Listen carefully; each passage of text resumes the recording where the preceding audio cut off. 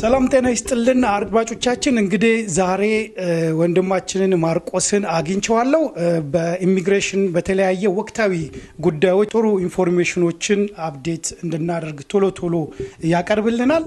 እስቲ ይሄንን በተመለከተ አንዳንድ ጥያቄዎችን አቀርብለታለሁ። መጀመሪያ ከስሙ ልጀምር። ማርቆስ በየነ ባላላ በማርቆስ በየነ የሚሉኛል አንዳንዶች።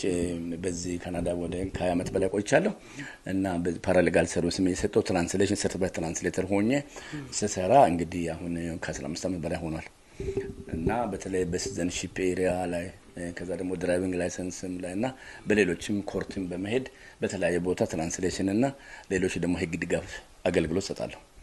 ኦኬ በጣም ጥሩ። እንግዲህ በተለያዩ ሶሻል ሚዲያዎች እንዳየነው ብዙ ኢሚግራንት አዲስም ነባርም ካለማወቅና ካለመረዳት ብዙ ነገሮችን ሲቸገሩና አንዳንድ ስህተቶች ውስጥ ሲገቡ እንመለከታለን።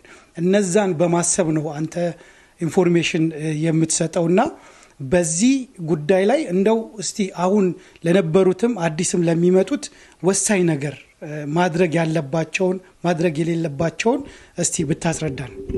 በመሰረቱ እኔ ኢሚግራንትን የመርዳት ፍላጎት ያደረብኝ እኔ ራሴ ከዚህ በፊት ዩሮፕ ጣሊያን ላይ ነበርኩኝ።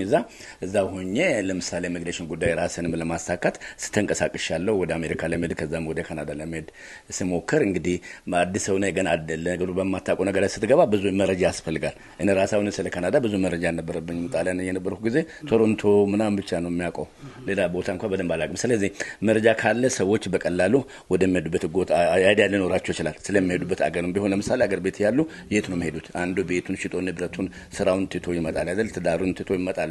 እዚህ መጥቶ ምን ያጋጥመዋል?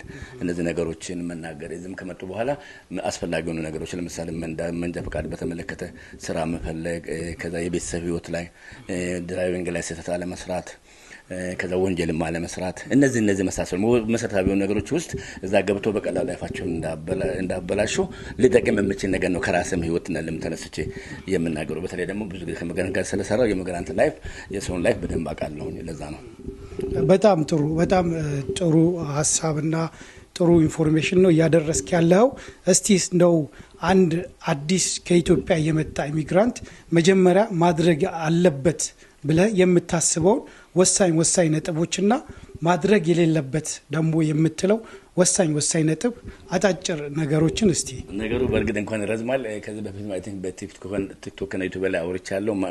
ምን ይዞ መምጣት አለባቸው ስመጡ፣ ከዛ ምን ማድረግ የሌለባቸው ማለት በረጅም አቅርበ ነበረ። አዎ በእርግጥ እዚህ ስመጡ ሰው መጀመሪያ ላይ ያው ሰው ጋር ያው ቦታ ይከራይ የሆነ ቦታ ይጠጋ